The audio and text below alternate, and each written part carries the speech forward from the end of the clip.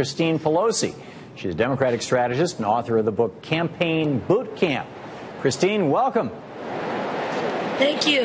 Pleasure to be here. Thanks for joining us. A lot of the pressure on Democrats this week is to work around the Republicans' "are you better off now than 4 years ago" question. How do you think the Democrats are going to approach that subject this week? Well, loud and clear.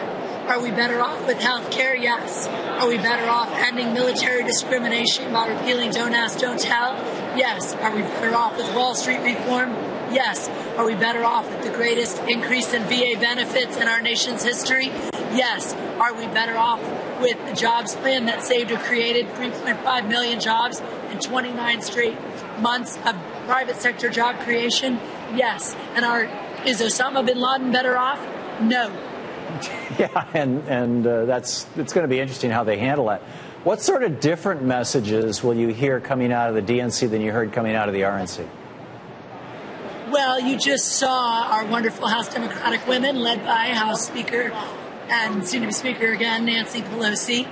I'm not just biased because she's my mom. I'm biased in favor of talent, equality, and equality. And when those women got up and talked about women's rights, women's health, protection against violence, women's jobs, small businesses, and child care, that was a very diverse group of women who not only get to have the stage at the convention, but get to have the stage 365 days a year in making people's lives better in the Democratic Party.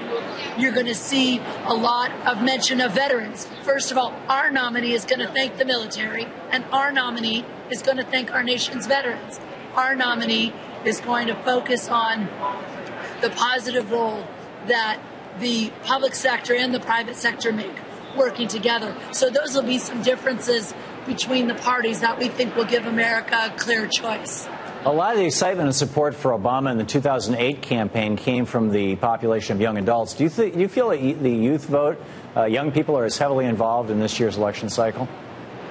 I think they are. There are three things going on. One, I'm sharing the screen with a wonderful young candidate from Massachusetts, Joe Kennedy. He's doing a terrific job, and he's going to be an amazing candidate.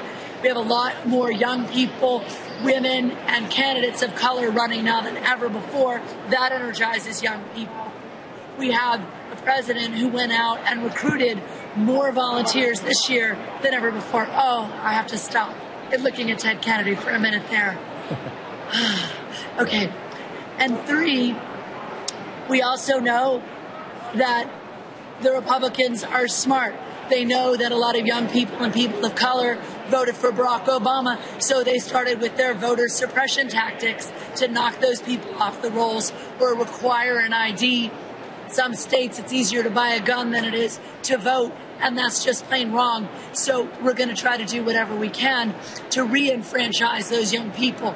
And sometimes just even the message that we want you to vote is something that helps galvanize young people to get out there and work. That's great. Christine Pelosi, thanks so much for being with us tonight. My pleasure. Thanks for having me, Tom.